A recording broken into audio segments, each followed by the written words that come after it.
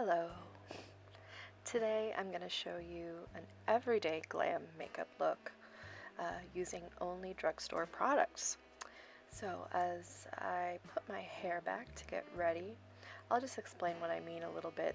This isn't necessarily what I wear on a daily basis, but when I do have the time to do a full face of makeup and countless steps and as many products as I want, this is what I would do. So starting off with a luminizing primer. This is Magic Lumi by L'Oreal. Just putting it all over my face to get more of a glow going on. This is actually, in my opinion, a good dupe for MAC Strobe Cream, but with less of a pink tone to it. Moving on to foundation, I'm using an old favorite here, Revlon Colorstay. This is in the shade 130. I believe it's called Porcelain. It's a hair light for me, but I like the undertone of it because it's a little bit more peachy. The lightest shade of Revlon Colorstay is too light for me and it's very pink. And then the next shade up is too dark for me and more beigey. But only just a year ago they introduced this new shade, which is in between those two, so it works well for me. I'm blending that in using a Real Techniques Bold Metals Diamond Sponge, which is a nice squishy soft sponge with a fun diamond shape, so it has a bunch of different sides and shapes to use on your face. And I should mention that my skin is quite dry, a little bit combination because my T-zone does get oily, and so this foundation is for the normal to dry. There is another one for oily skin in the same range. Okay, now brows. I do have to admit something here. This is not a pencil that I would use every day, but I really struggle finding a good drugstore eyebrow pencil, mainly because the shades tend to be much too red or just like super gray. So although I use a combination of mostly drugstore and some higher end products, brows are really tough for me and are just one area of makeup that I do pretty much always splurge on or invest in. This eyebrow pencil that you're seeing me use is by Marcelle.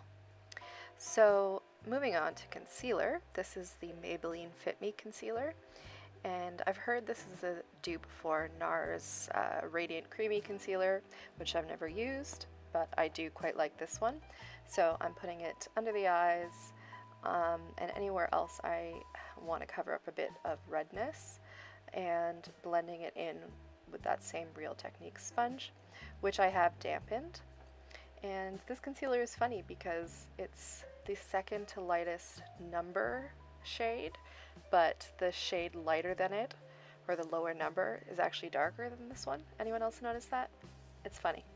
But I do like this shade. It's kind of peachy, which is good, especially for the under eyes, to kind of color correct a bit of the darkness that you might get there. I also need to apologize if I go out of frame or just get out of focus and squinty. It's because I don't have contacts on, so I'm trying to get as close to my mirror as possible. So going in now on my eyes, I love cream eyeshadows, and this is one of my all-time favorites. It's the Maybelline Color Tattoo in the shade Bad to the Bronze. And I think it's a really great shade. It's just like an everyday metallic look. I go in quite heavy with this product to make sure that I get a lot of color and definition on my lid. And this product you need to work a little bit with your fingers to warm it up, and then otherwise it stays really well on the lid. And you can use this as a base and put other eyeshadows over it, or just as is. I'm going to wear it as is, but then run another color through my crease. On a small synthetic brush, this is the Real Techniques shading brush, I'm taking the same cream eyeshadow just underneath my lower lash line because it's tough to get in there with my big fingers. So as I mentioned before, I'm going to put a different color in my crease, and this is just another bronzy shadow. This one is by Revlon. It comes in a really great palette called Impressionist. And I'm using the Real Techniques base shadow brush to just run that through my crease. It'll kind of buff the edges of the cream eyeshadow, as well as just bring a little bit of warmth to the crease. This eyeshadow shade is really great on its own as well for just a quick, simple, bronzy eye. And it comes in a palette, and I've basically hit pan on this one color and nothing else. And you saw me there just take a clean Real Techniques Bold Metals 203 to clean the edges a little bit. Now I found that I wanted a bit more definition at the lash line, so I'm just taking an Essence shadow eyeliner pencil and running it very close to the lash lines, just at the outer corner, and that goes on the top and bottom lash line. This product, like the cream eyeshadow, is great because it can be used all over the eye like an eyeshadow, or as I'm using it here, just as an eyeliner. And because it's Essence, it's very affordable, and I think also cruelty-free. So from the same Revlon Impressionist palette, there is a highlight shade in that palette, and I'm taking just a little bit on my ring finger and pressing it into my inner corners as a bit of a highlight. And then whatever's left on my finger, I'll put on my brow bone. Quick curl of the lashes. And I thought I'd go straight to mascara, but no, I forgot. I'm going to do some contour here. This is the NYX Wonder Stick Cream Contour. I really like using cream contour to kind of lay down the base and foundation of my contour, and then I'll buff that in and go over it with a powder. I like to just emphasize the actual line that you can see from my actual cheekbone, and so that's why I make such a thin line basically right along it. It's just to define it even further. There's other styles of contouring where you'd want it thicker and higher and more angled, but just for an everyday look, I like to just run it along where I have that natural line in my cheek to darken it a bit. And the reason I like to start off with cream contour for this is because it's just more specific. I find using a brush and a powder, it's not as precise, but I will set it after with a powder so that it lasts pretty long.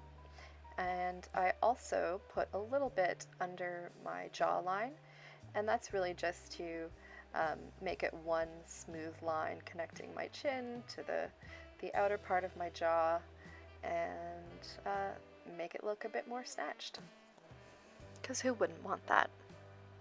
So I'm then taking a Real Techniques contour brush and a little bit, just the tiniest bit of NYX Taupe blush to go over the cream contour I laid down. This will set the product, and then this will deepen it just a little bit more and make sure it's all blended out.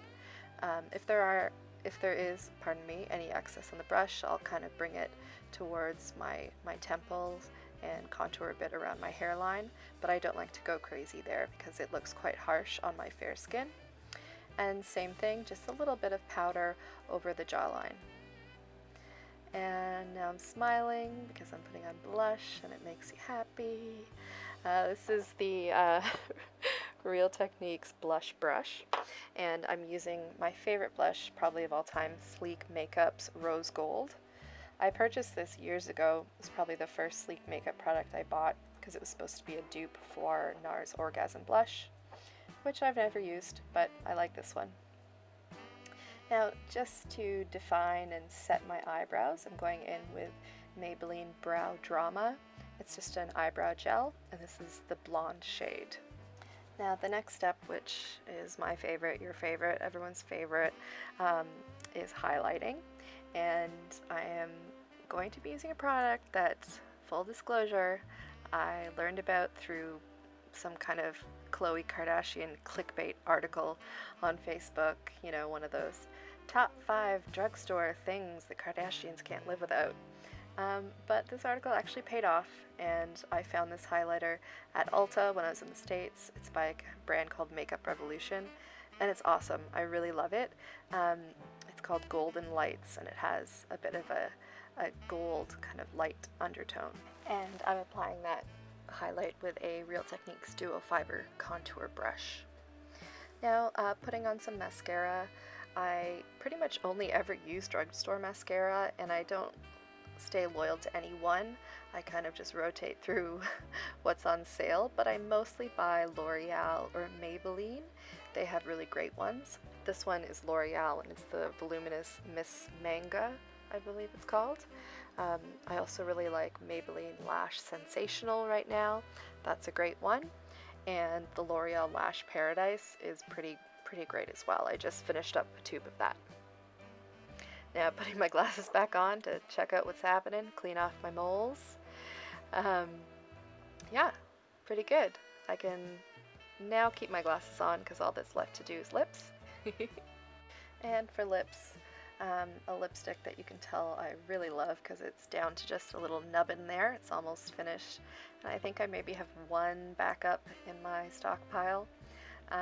This is a Revlon product. I think they've discontinued these, but they were so good. They're Revlon matte lipsticks, and honestly they're some of the most comfortable matte lipsticks I've ever worn. And this is a shade called Mauve It Over. Which is ridiculous because there's no mauve in it at all. It's a very kind of pinkish brown neutral. And I'm then taking a Rimmel London lip liner in the color Addiction. And I'm using that after lipstick just to give a bit more definition to the lips without looking too harsh. Yeah. Okay. So there you go. That's everything.